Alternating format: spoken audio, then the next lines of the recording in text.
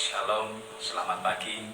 Selamat kembali bersekutu dalam Tuhan Yesus Kristus. Bapak Ibu Jemaat GPI Rasuli yang dikasihi Tuhan Yesus Kristus, kita bersyukur bahwasanya Tuhan itu tetap baik dalam hidup kita. Mari kita belajar dalam Markus pasal 12 ayat ke-41 sampai ke-44. Demikianlah bunyi firman Tuhan. Persembahan seorang janda miskin. Pada suatu kali, Tuhan Yesus duduk menghadap peti persembahan dan memperhatikan bagaimana orang banyak memasukkan uang ke dalam peti itu. Banyak orang kaya memberi jumlah yang besar. Lalu datanglah seorang janda yang miskin itu, dan ia memasukkan 2 peser, yaitu 2 duit. Maka dipanggilnya oleh Tuhan Yesus murid-muridnya dan berkata kepada mereka, "Aku berkata kepadamu, sesungguhnya janda miskin ini memberi lebih banyak daripada semua orang yang memasukkan uang ke dalam peti persembahan.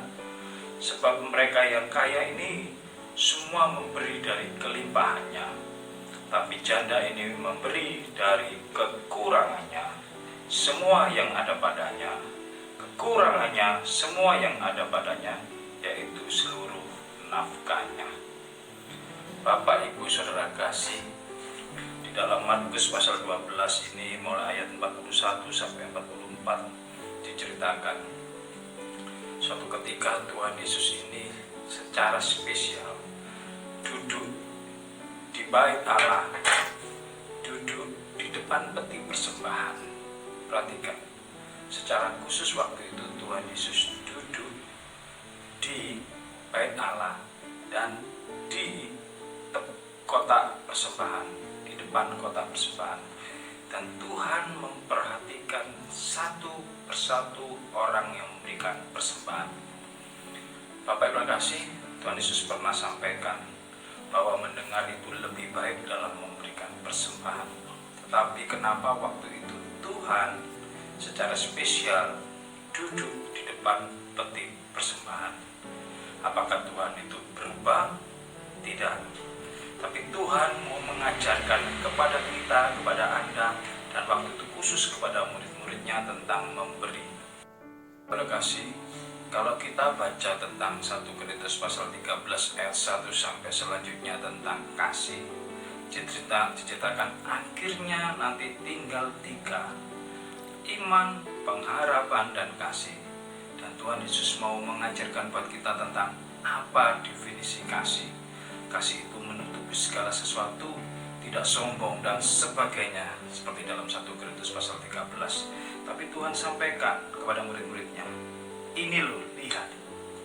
Bapak kasih, ketika kita baca ayat terakhir 44 dalam Markus 12 ini ceritakan, sebab mereka semua yang kaya, semuanya yang diberi berkat kelimpahan, memberikan persembahannya itu dari kelimpahannya. Perhatikan. Namun janda ini memberi dari kekurangannya semua yang ada padanya, yaitu seluruh nafkahnya. Perhatikan. Tuhan itu tetap memberikan penegasan buat kita bahwa mendengar itu lebih baik dari persembahan.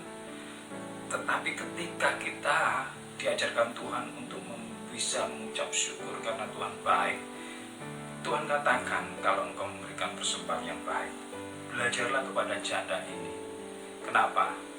Orang kaya-kaya ini memberi dari kelimpahannya. Artinya gini, kita punya wadah, ada berkat, dan berkat itu sudah menutupi pada kita, limpah, akhirnya turun, baru itu diberikan. Perhatikan. Artinya, kalau kita tidak punya rasa cukup di dalam wadah kita, wadah itu akan terus digede-gedekan dan tidak pernah kita akan kelimpahan. Tapi perhatikan janda ini. Perhatikan janda ini. Meskipun kita punya wadah dan belum isinya penuh, tapi karena dia memberikan seluruh hidupnya, dia ambil untuk memberikan persembahan itu. Bapak kasih, kalau kita memberi, jangan tunggu wadahmu itu penuh. Perhatikan, selama kita merasa tidak cukup, kalau kita punya wadah dan itu adalah kebutuhan kita, menunggu cukupnya sampai terpenuhi wadah itu, perhatikan, kita tidak akan pernah bisa memberi karena menunggu cukup dari wadah kita. Tapi perhatikan dengan janda ini, ketika janda ini memberikan seluruh nafkahnya, perhatikan, berbicara tentang seluruh nafkah artinya orang itu bekerja di sepanjang hari mulai pagi sampai sore, 1 minggu, 1 bulan, 1 tahun. Artinya dia punya nafkah, baik nafkah harian atau bulanan atau tahunan, itu seluruhnya diberikan Tuhan persembahannya. Perhatikan, masuk penting. Artinya begini, bukan perkara gaji kita penuh kita berikan Tuhan, tapi ketika dia bekerja itu, dia tahu bahwa dia bekerja untuk kemuliaan Tuhan. Karena ini berbicara tentang seluruh nafkah. Kalau hari ini kita diberikan kesempatan Tuhan menikmati hidup bersama istri dan anak-anakmu dengan seluruh waktu, biar waktu kita benar-benar diberikan untuk Tuhan. Jadi, kalau Anda hari ini melakukan apapun, jadilah seperti janda ini.